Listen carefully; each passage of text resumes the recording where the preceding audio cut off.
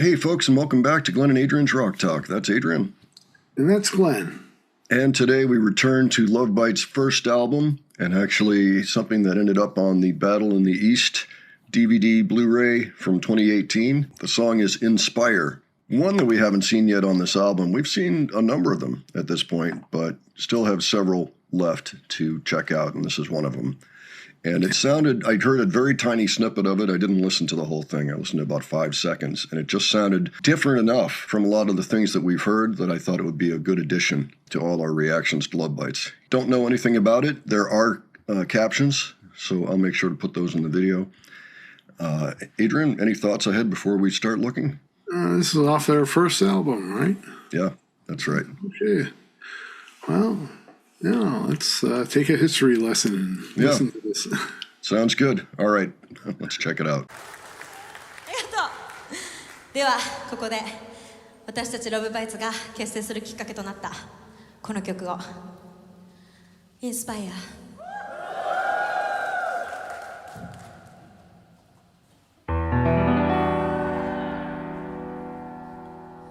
Show me your hand and I make you believe it won't be easy, but that's what you play. I will light the way, inspire.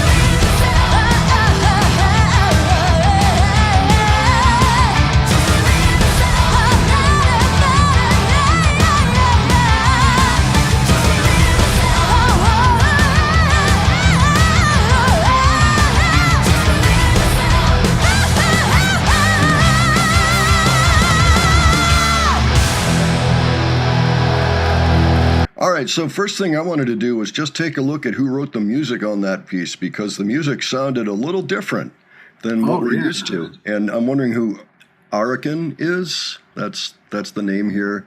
See if there's anybody with that name down here. I don't see anything. Okay, so there's apparently a musician by that name. This is the only other reference in the article about him. Inspire was composed by this musician, Adrian. It was a really interesting piece of music. It sounded a little different. You know, it had a slightly different flavor. It's rock, Jim, but not as we know it.